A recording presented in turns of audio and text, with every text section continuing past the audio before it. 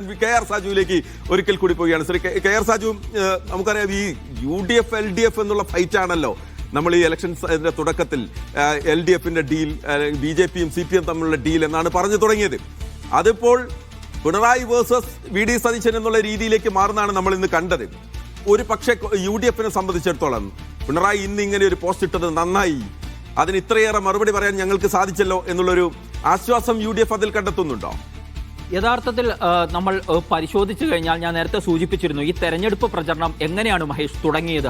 അവിടെ ഈ കഴിഞ്ഞ 10 വർഷം കൊണ്ട് ഒന്നും രണ്ടും പിണറായി സർക്കാർ ഉണ്ടാക്കിയ നേട്ടങ്ങൾ അക്കമിട്ട് നിരത്തി മുന്നോട്ട് പോകുക എന്ന രാഷ്ട്രീയ തന്ത്രമായിരുന്നു തെരഞ്ഞെടുപ്പ് പ്രഖ്യാപിക്കുന്നതിന് മുമ്പ് മുതൽ തന്നെ LDF ആവിഷ്കരിച്ചു മുന്നോട്ട് കൊണ്ടുവന്ന്. അതിനായി എത്ര റീലുകൾ ഇറക്കി, എത്ര വീഡിയോ ചിത്രീകരണങ്ങൾ നടത്തി, നാട്ടിലാകെ ഫ്ലക്സ് ബോർഡുകൾ ഉയർത്തി, എല്ലാം LDF അല്ലാതെ മറ്റാരുണ്ട് എന്ന ചോദ്യം ഉന്നയിച്ചുകൊണ്ട് ഇവിടെ LDF ഇല്ലെങ്കിൽ മറ്റൊന്നും നടക്കില്ല എന്ന പ്രതീതി, കേരളത്തിൽ വികസനം ഉണ്ടാകണമെങ്കിൽ LDF വീണ്ടും അധികാരത്തിൽ വരണമെന്ന് സ്ഥാപിക്കുന്ന രീതിയിലുള്ള തെരഞ്ഞെടുപ്പ് പ്രചാരണം മുന്നോട്ട് കൊണ്ടുപോയി അവിടെ LDF ഒരു പടി മുന്നിൽ കയറി നിൽക്കുകയാണ്. പ്രതിപക്ഷ നേതാവായ VD സതീശൻ അടക്കമുള്ള കോൺഗ്രസ് നേതൃത്വം ഇവിടെ CPMഉം BJPയും തമ്മിൽ ചില ഡീലുകൾ ഉണ്ട് എന്ന് പറഞ്ഞുകൊണ്ട് ആ ഡീലിൽ കേന്ദ്രീകരിച്ചുള്ള തിരിച്ചടിച്ചുള്ള ഒരു പ്രചാരണ പദ്ധതിയുമായി മുന്നോട്ട് പോയത്. അവിടെയാണ്, ആ കുഴിയിലേക്കാണ് യഥാർത്ഥത്തിൽ വന്ന് മുഖ്യമന്ത്രിയും CPM നേതൃത്വവും വീണത്. അതിനവർക്ക് മറുപടി പറയേണ്ടി വന്ന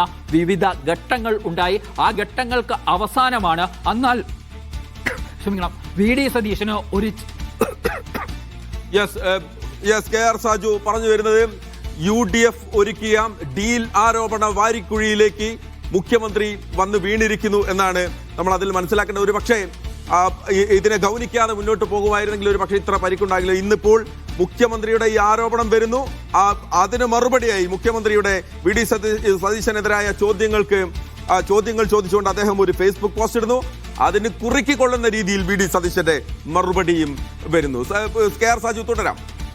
ഇവിടെ നമ്മൾ പരിശോധിച്ചു കഴിഞ്ഞാൽ അതിലേക്ക് എത്തിച്ചു. തുടർന്ന് ഈ ഡീൽ ആരോപണത്തിന് മറു ആരോപണം ഉന്നയിച്ചുകൊണ്ട് VD സതീശനെയും കോൺഗ്രസിനെയും കുരുക്കാം എന്ന ലക്ഷ്യത്തോടു കൂടിയാണ് ഇന്ന് മുഖ്യമന്ത്രി പിണറായി വിജയൻ തന്നെ രംഗത്തേക്ക് വന്നത്. ഇന്ന് മുഖ്യമന്ത്രി പിണറായി വിജയൻ രാവിലെ ഒരു വാർത്താ സമ്മേളനം നടത്തുന്നുണ്ട്.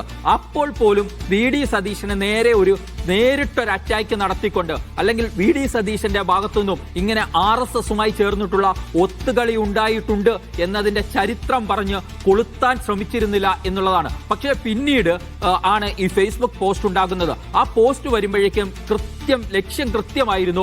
പ്രതിപക്ഷത്തെ മുന്നിൽ നിന്ന് നയിക്കുന്ന VD സതീശനിട്ട് അടിക്കണം എന്നതായിരുന്നു. അതായത് ഒരു മർമ്മത്ത് ഒരു അടി കൊടുത്തുകൊണ്ട് ഇനി BJP RSS ബന്ധം ആരോപിച്ച് LDFന് നേരെ ആക്രമണം നടത്താൻ പാടില്ല. ഞാൻ കെ.ആർ. സാജുവിലേക്ക് തിരിച്ചെത്താം.